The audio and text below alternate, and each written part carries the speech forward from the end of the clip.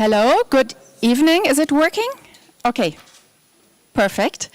Thanks a lot for joining our tonight's lecture with Johan Lindquist. My name is Helen Schwenken. I am director of IMIS and part of the Collaborative Research Center on the production of migration, as well as on the research training group on cross-border labor markets at the universities of Bielefeld and Duisburg-Essen. And today's event is a collaboration between these two research initiatives. So we are very happy in a 2 days lecture and workshop combination to discuss joint ideas about cross-border labor markets and infrastructures. And so when we discussed whom to invite, well, it was clear that you were our first choice and candidate to discuss our preliminary ideas on infrastructures with. And infrastructures are relevant in both settings as they enable and restrict options of mobility and also belonging.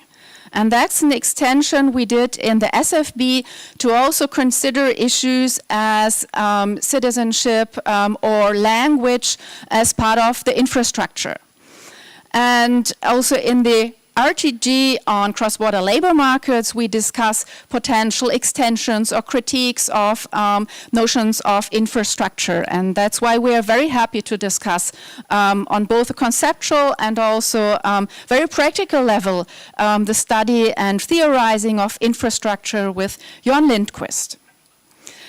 And like when you do literature research on migration infrastructures, the first article you come across is his co-authored article with Jian Biao on migration infrastructure in the International Migration Review from 2014.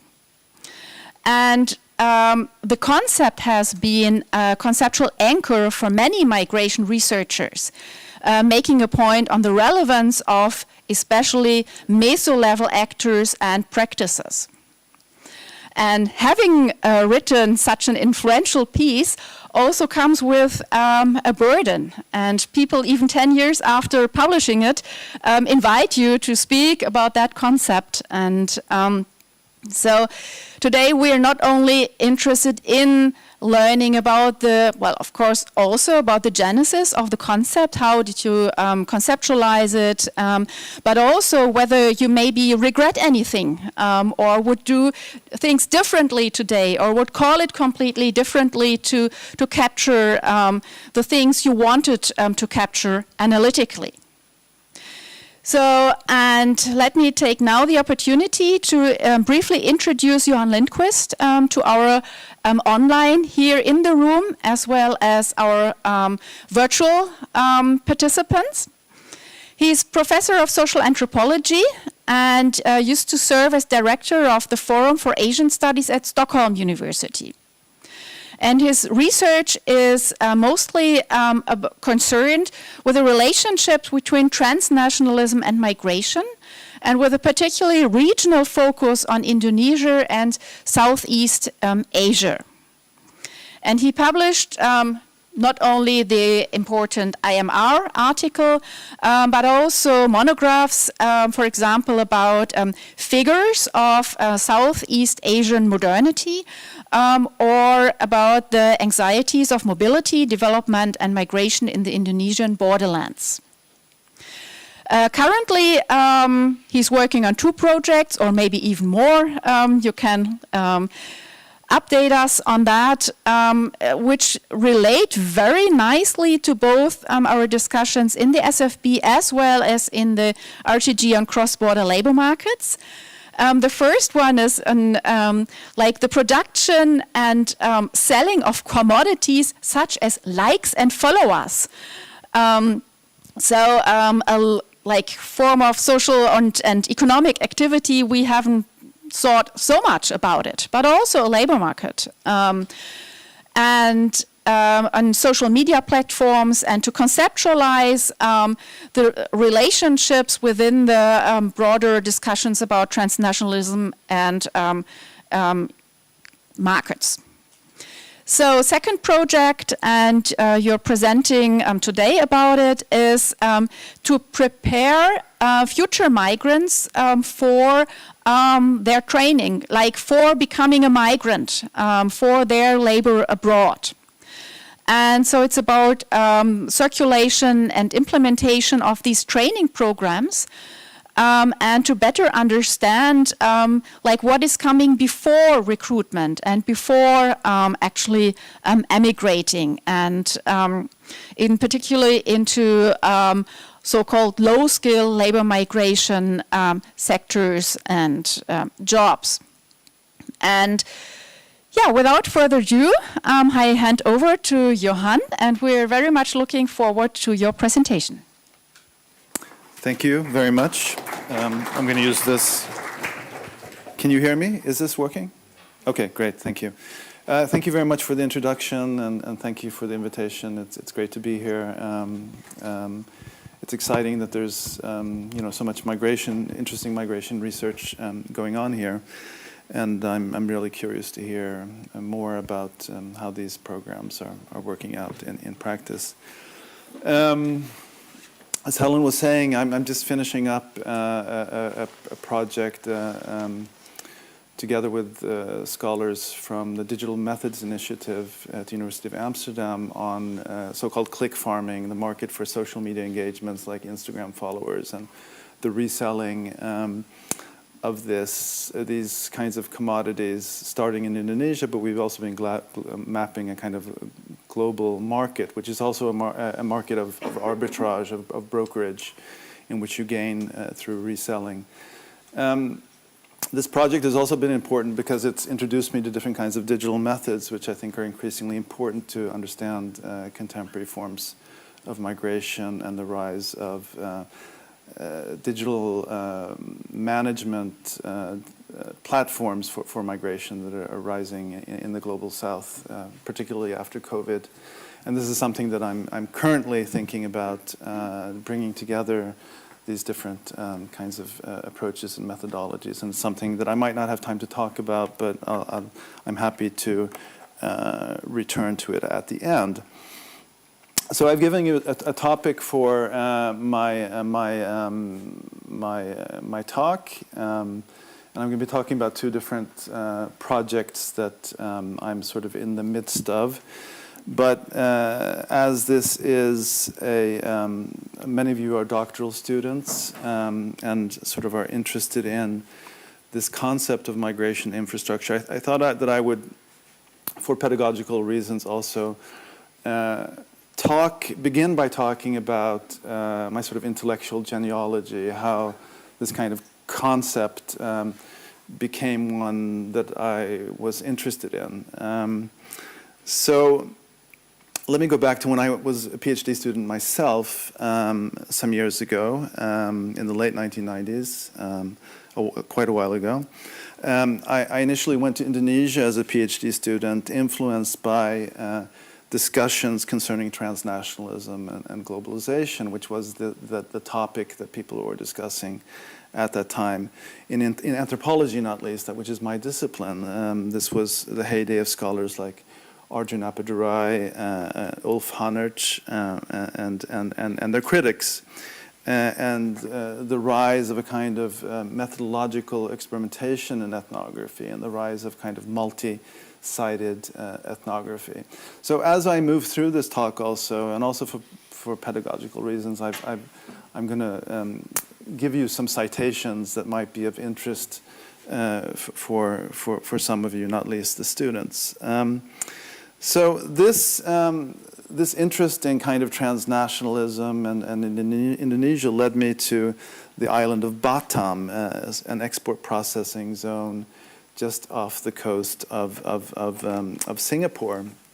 And you could actually see Singapore from this island. It was literally a kind of border between the first and the third world, in which you had labor migration, young women working in electronics factories on this island, but also the rise of a nightlife industry centered on prostitution and drug use. Singaporeans came across the border on 30-minute ferry rides and Indonesians try to cross over illegally or with on tourist visas to work on the other side.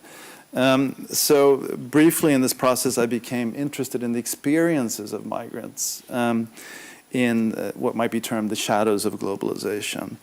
And I tried to develop an analysis that was centered on the relationship between two Indonesian terms, merantau and malu. Merantau is basically, one translation of it is migration, but more specifically it means to go out into the world before returning home again. And rantau, the root of merantau, is shoreline or riverbank. It's the space of migration. While malu means shame or embarrassment. So a key argument for me was that as the economic expectations of merantau intensified with contemporary capitalism, the experiences of malu, of the shame of not succeeding, particularly in relation to home and family, kept migrants on the move, or at least in the space of the rantau, away from home. So more generally, I would say that the use of these terms, merantau and malu, were an attempt to describe an emergent space that was neither quite local nor quite global. So to use vernacular terminology as a kind of a sort of conceptualization from below, so to speak, to speak to these this dichotomy between the global and the local, which we were struggling with at the time. So at the same time, attempting to sort of disconcert this dichotomy. So at the same time,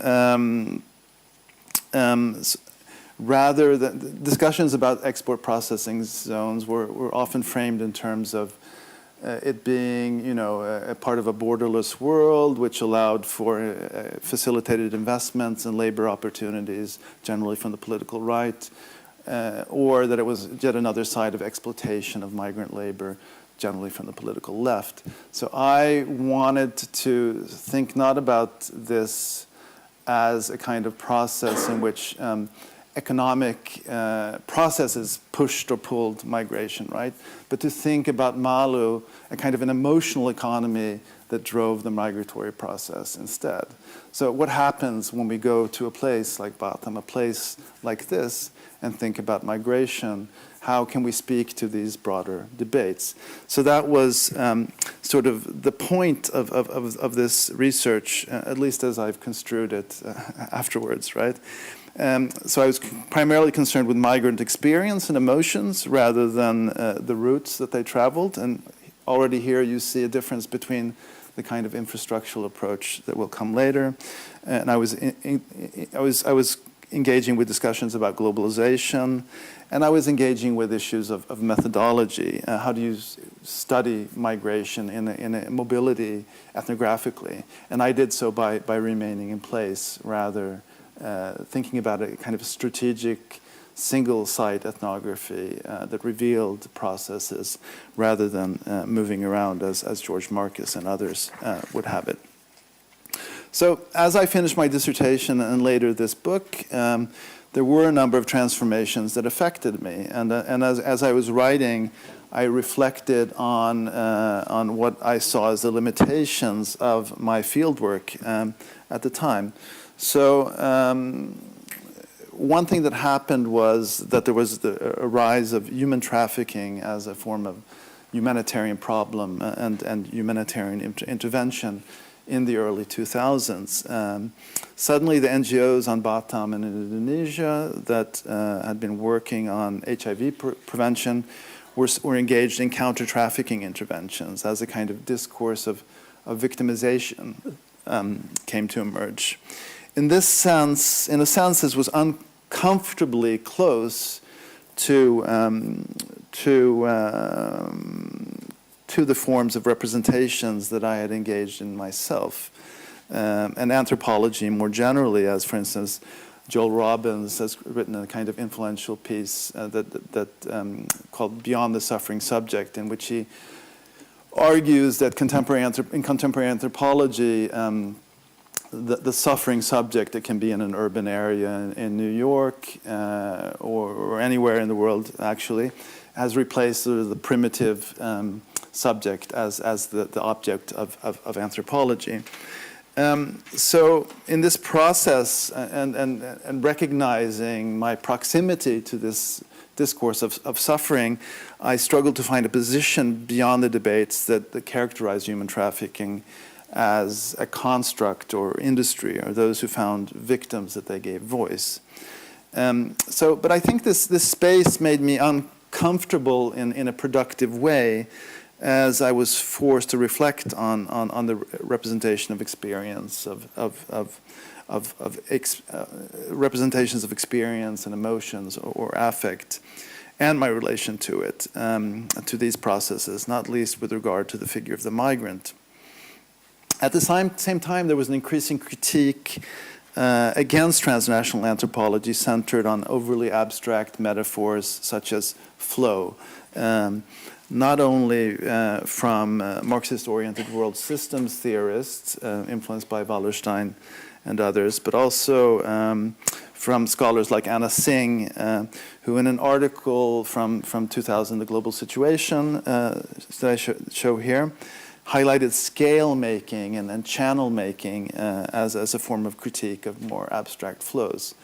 This was also, I was also influenced by people like Saskia Sassen and The Global City, who argued that in the global economy, certain kinds of places like financial centers are actually becoming more important. So it's not just about flows, it's about the formation of certain kinds of urban assemblages, if you might, to put it in one way.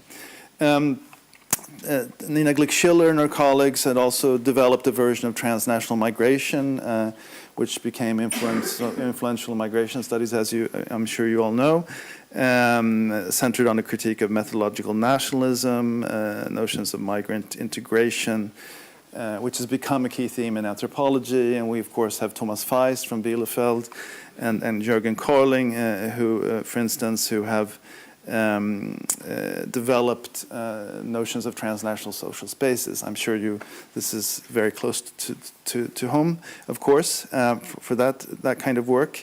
But in my mind, much of this work was, I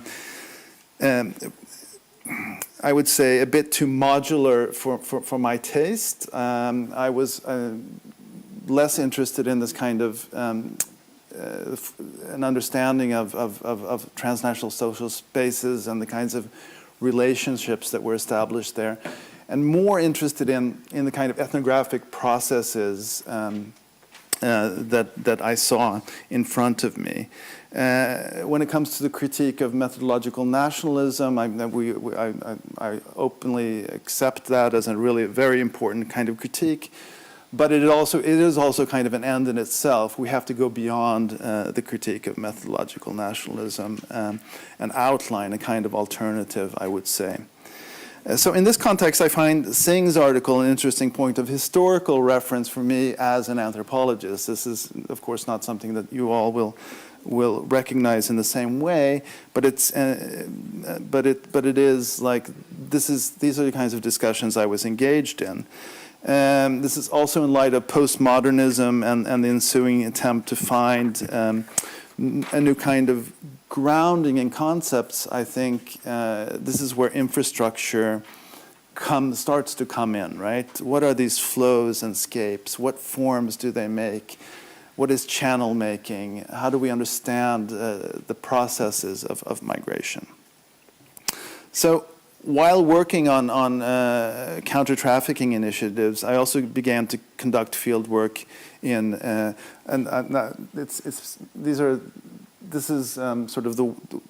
these references are what I will be talking about in relation to my own work here in the coming minutes.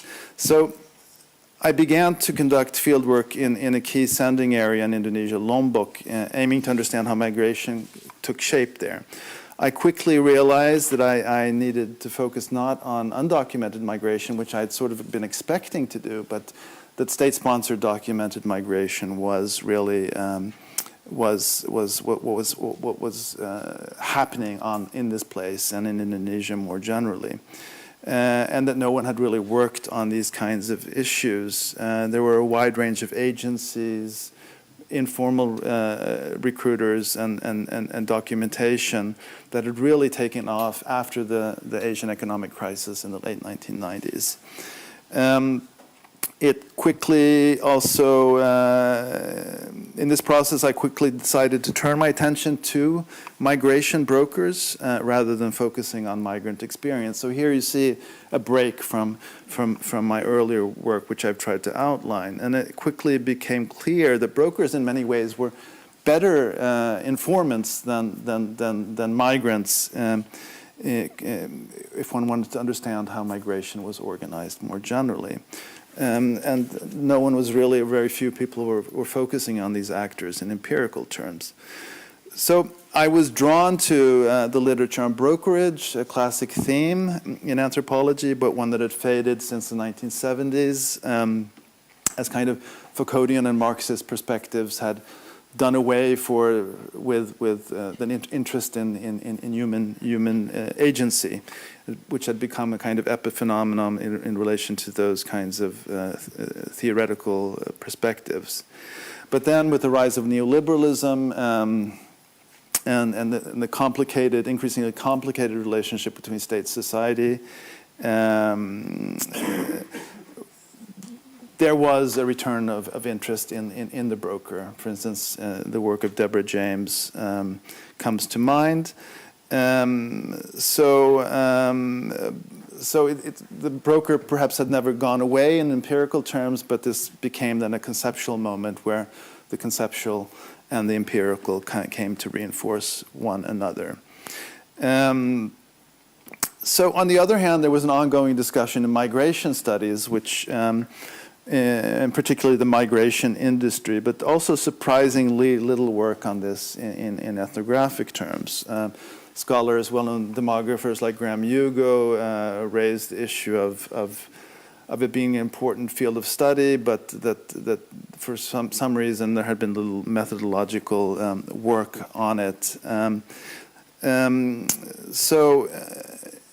In much of this literature, in the work of NGOs, for instance, brokers and the migration industry often appeared as a kind of ethical exploitative foil in relation to migrants. Good migrants, bad brokers. The good migrant, bad migrant can, of course, flip in other contexts. Now, moving to a primary focus on brokerage necessarily disturbed this ethical binary dichotomy. And indeed, from the beginning, I made a conscious attempt to bracket the question of ethics, exploitation and victimization, which I found so pervasive in the study of migration. And of course, this bracketing is temporary, I would say, and one must or should perhaps must not, but when I think it's important to return to the question of ethics after, so to speak. So together with Chiang Biao, who had been working on similar issues in China, and also Brenda Yo at NUS in Singapore, who's a geographer,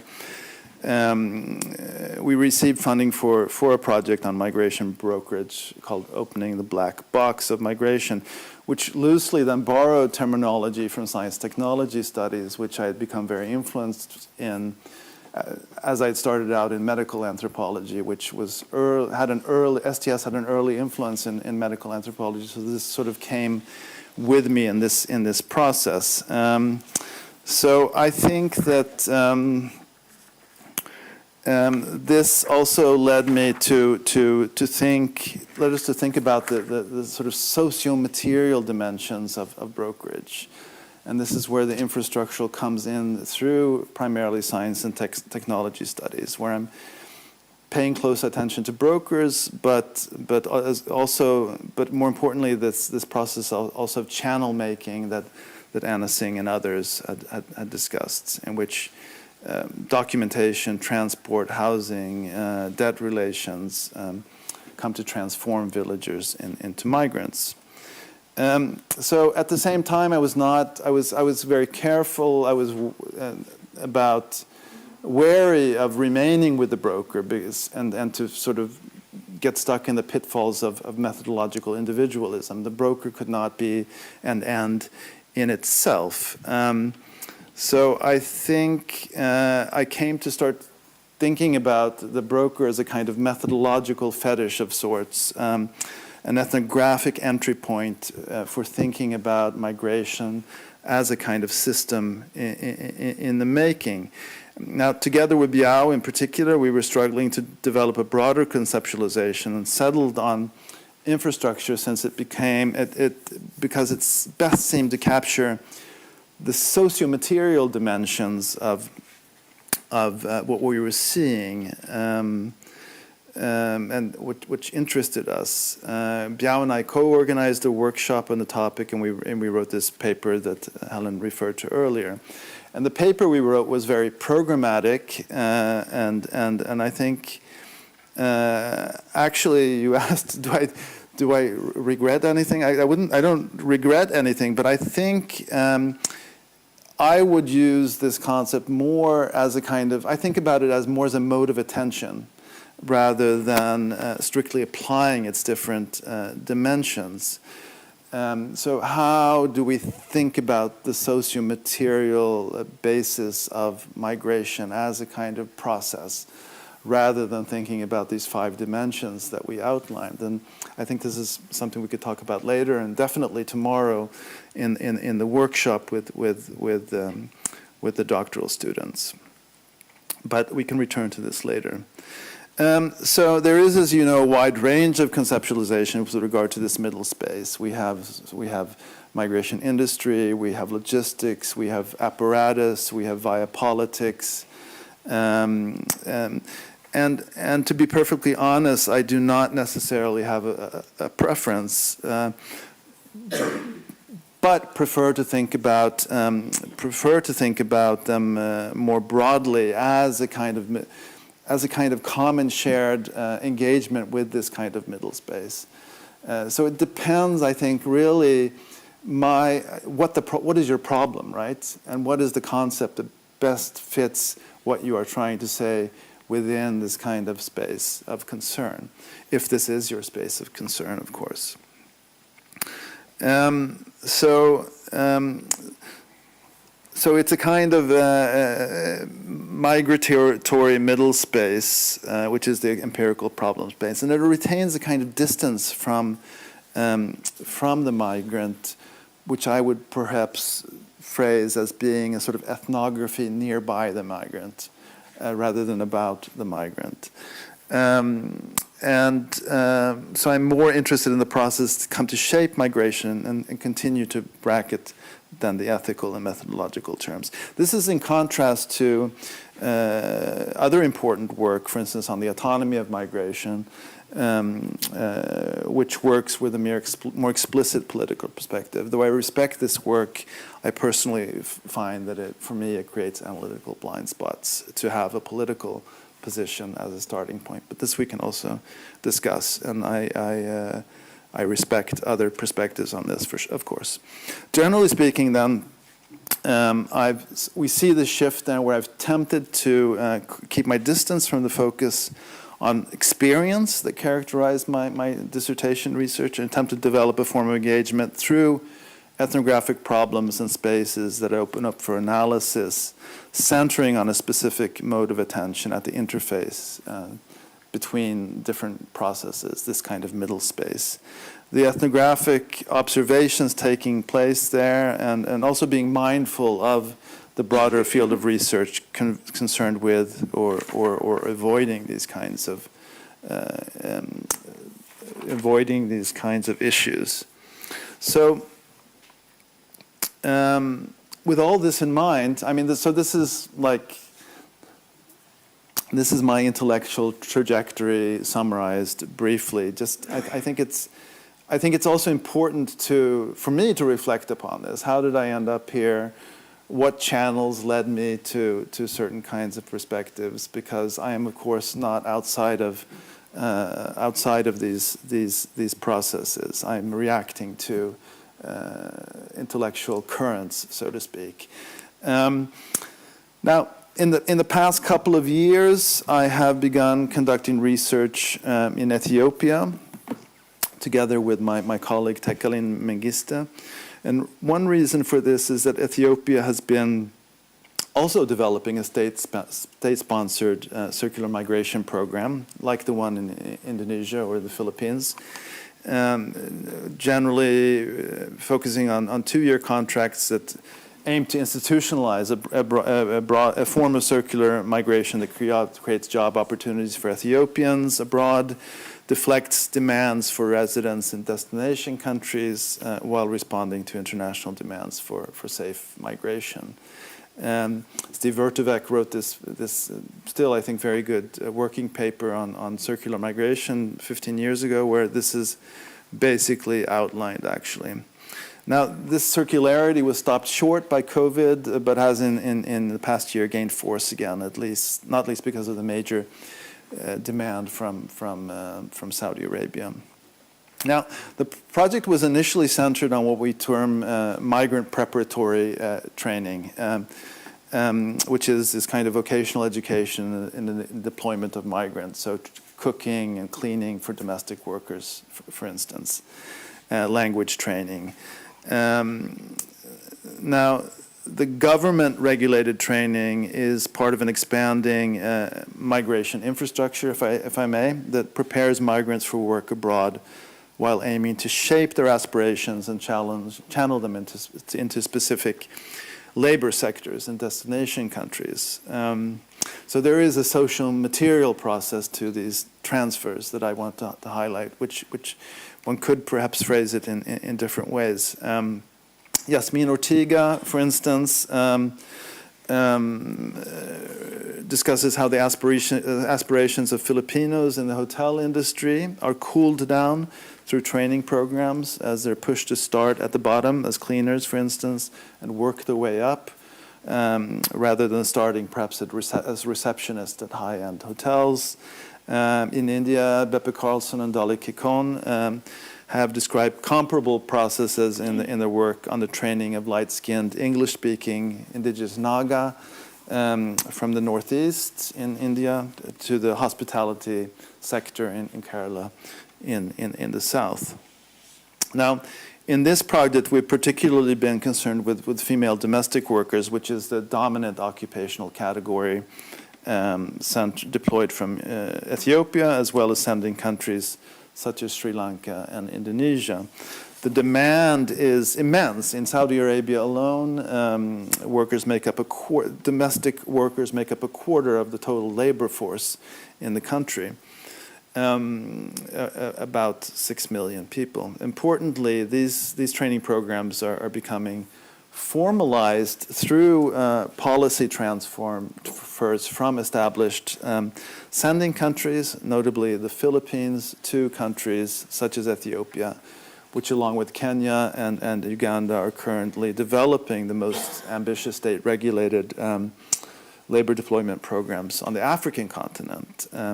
So we can see how this kind of Asian model of labor deployment is explicitly being transferred between countries in the global south, a process that is at the heart of this project.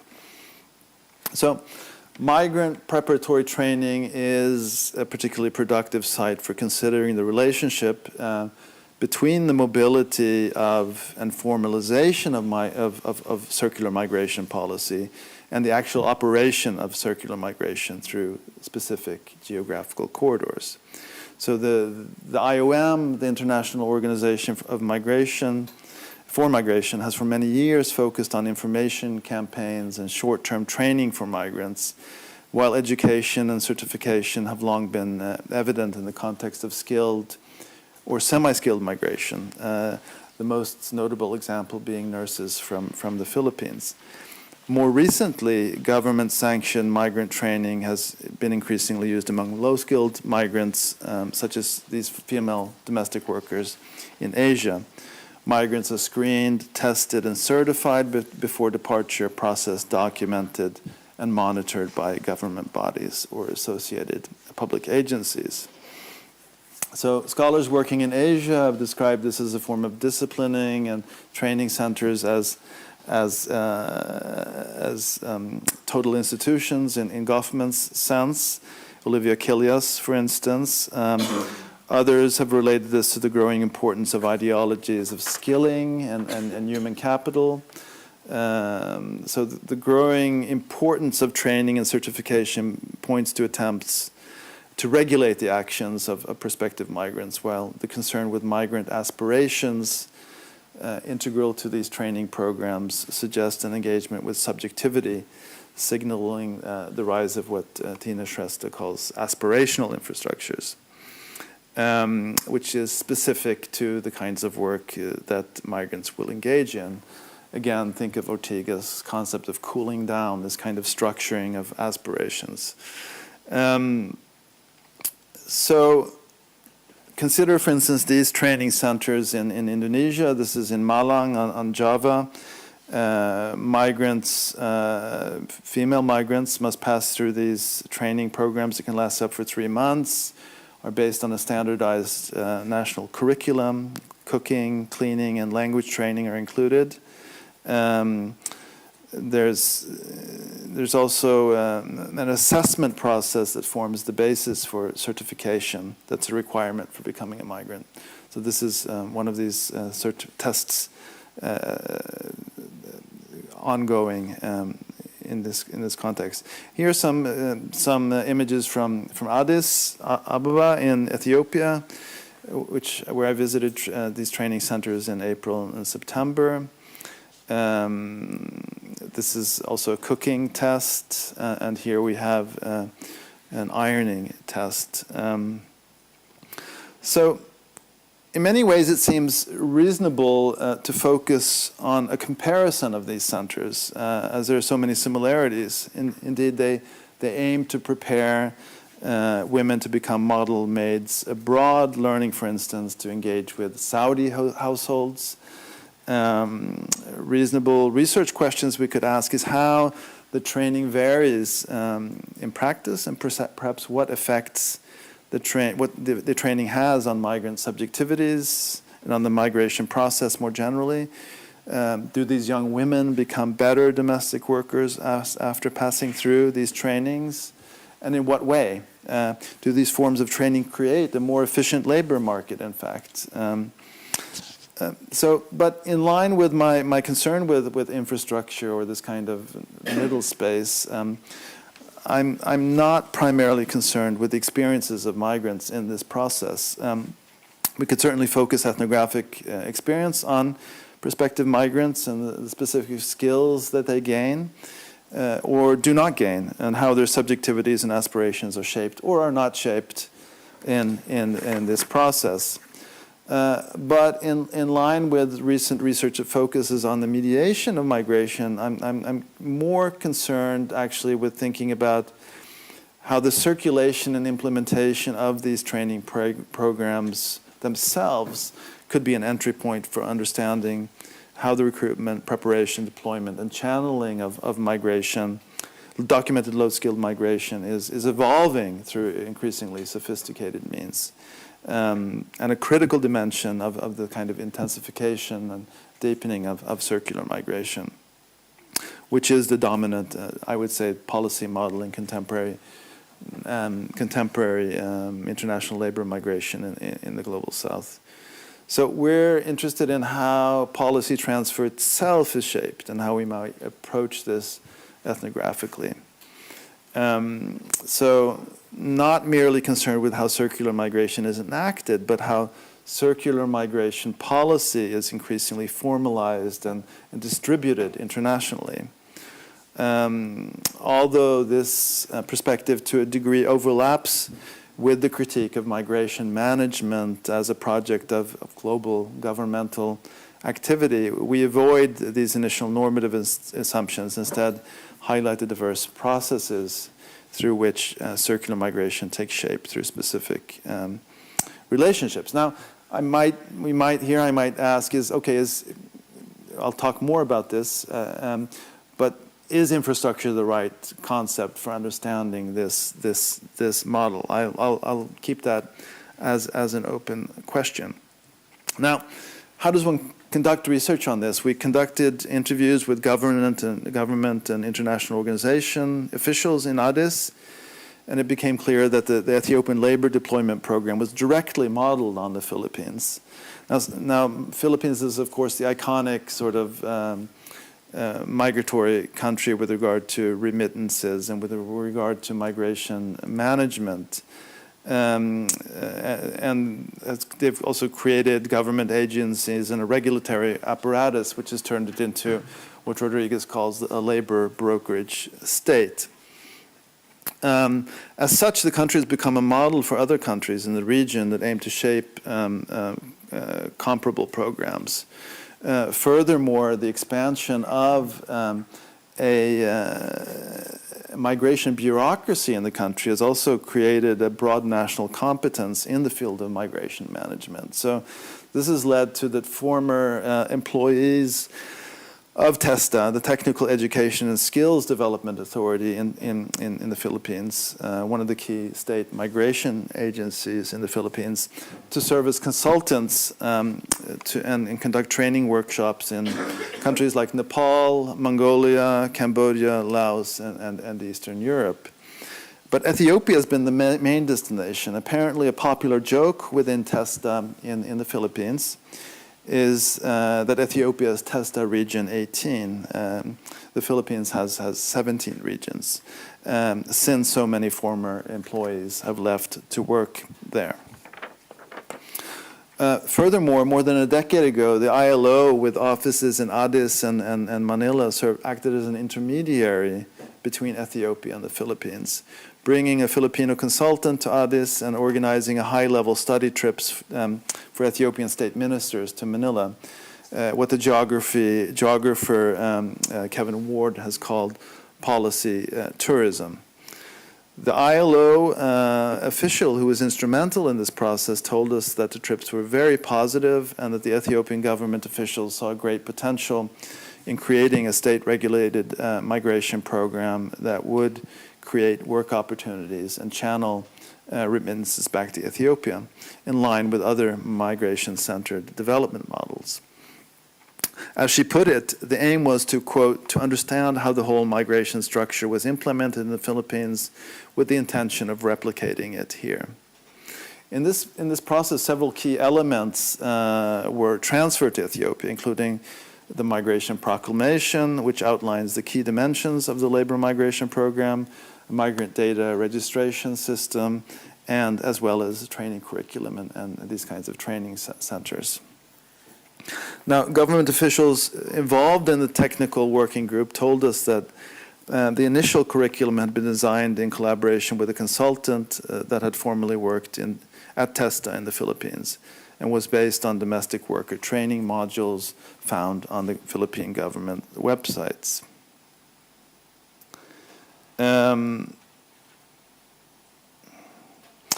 Okay, although fieldwork for this project is still ongoing, and I could talk more about this process, we might think a bit about how we might conceptualize these processes.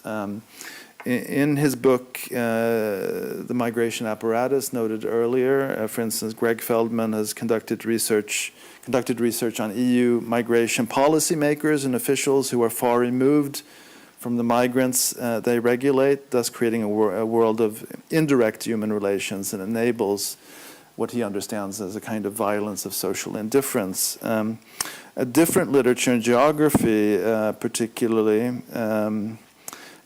in this literature, scholarship engaging with neoliberalism and urbanism is concerned with forms of policy transfer or inter-urban referencing, such as the work of Kevin Ward that I've noted.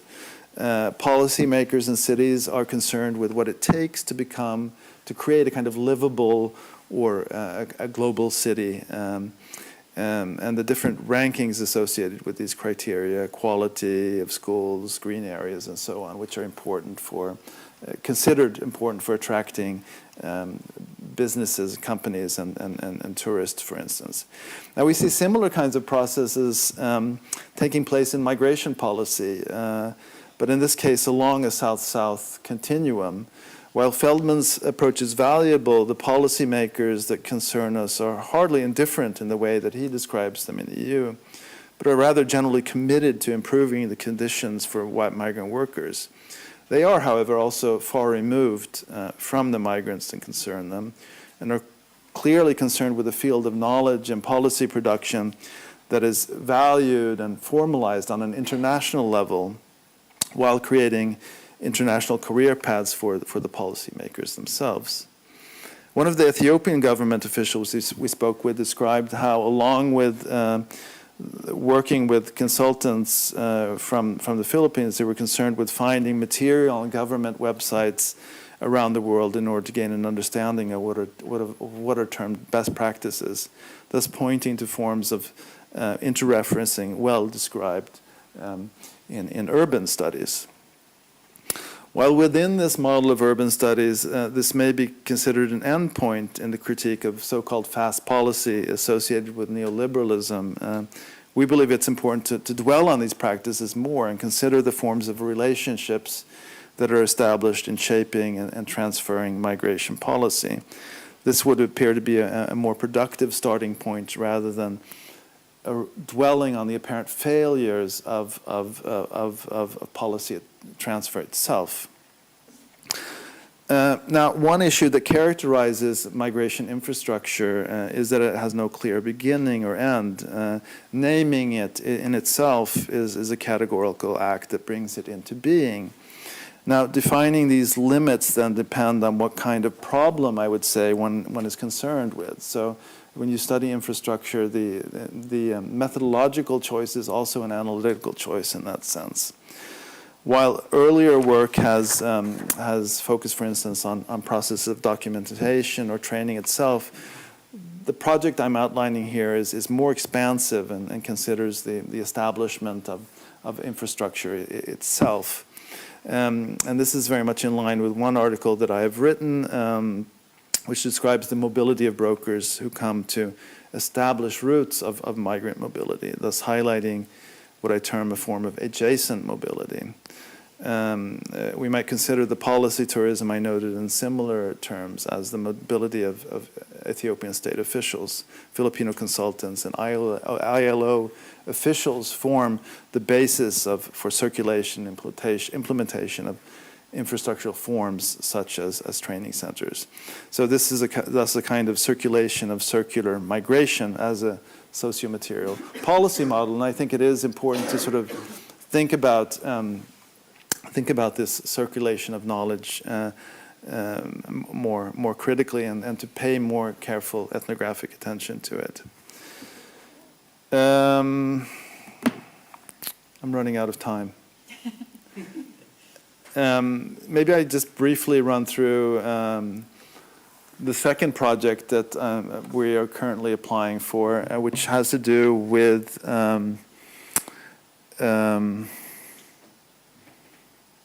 the health certification of prospective migrants. So my PhD student, Jonathan Kramer, has just finished a thesis on the topic based on research in several clinics in Indonesia. So he's focused on what he terms migration clinics, which should be contrasted from migrant clinics. So migration clinics don't aim to care for migrants, but aim to regulate migration flows. As such, that the migration clinic appears as a kind of critical ethnographic starting point, entry point for investigating bordering practices centered on the migrant body, well beyond national borders. So this aligns with debates about the rise of surveillance technology and the offshoring of migration management in particular, as well as the proliferation of borders more generally. So it's important to note that health certification may potentially become key to emerging regimes of cross-border mobility regulation as climate change puts pressure on livelihoods and livability in certain regions, potentially giving rise to new epidemics and increase in pathogenic diseases. These are some images from these kinds of migration clinics in Indonesia and in Ethiopia also. So what we're doing now is planning a kind of planning a comparative project between Ethiopia and Indonesia, which focuses precisely on these bordering practices, particularly with regard to Saudi Arabia, but also other countries. So what's interesting about these health assessment programs is that they depend on demands from receiving countries. So there is not a kind of general global model of this, but it's very much a bilateral kind of model, and of course centered on anxieties with regard to contagion, focused on the migrant body, with regard to tuberculosis, with regard to HIV/AIDS, and with regard to sort of moral diseases, diseases connected to morality, such as sexually transmitted infections, and HIV in particular. When I was in one of these clinics in Addis in Ethiopia, I asked about the kind of evaluation, if there was a kind of assessment process from the Saudi side, and they said yes, every year they come and check the technology and how we organize this, and I asked, is there anything in particular that they're concerned with? And they said yes, the ELISA machine, which tests for HIV, which I think is a very sort of reveals something about the fantasies of contagion that also reflect the concerns with surveillance and cross-border mobility, not least in the post-COVID era. So I think that I will wrap up there. These are kinds of, again, this is a kind of also a kind of infrastructural approach to migration. This medical assessment project, we're concerned with how X-rays, how physical exams, how blood testing is done, and how different kinds of bordering practices become evident through the migrant body in these processes. So it is also a kind of infrastructural approach, as it's concerned with clinics, it's concerned with the circulation of information, and it is concerned with regulating the mobility of migrants. But more generally, I would say it really follows from my interest in the kinds of mechanisms that move and shape the mobility of migrants across borders today, and what different forms they take, and how this is an emergent kind of process. So I think being attention to what is happening now and what is emerging and what is happening is really critical to understand how migration is evolving in different ways, in different places. I mean, these are just a few examples. Those of you who are looking at migration into Europe will certainly see other kinds of processes, but certainly the idea of circular migration is also one that is widely discussed among policymakers in the EU, and it's my hunch that this kind of model of state-sponsored circular migration will become even more important in Europe in the coming decade. So I could go on, but I think it's important to have some time for discussion, so thanks a lot for your attention.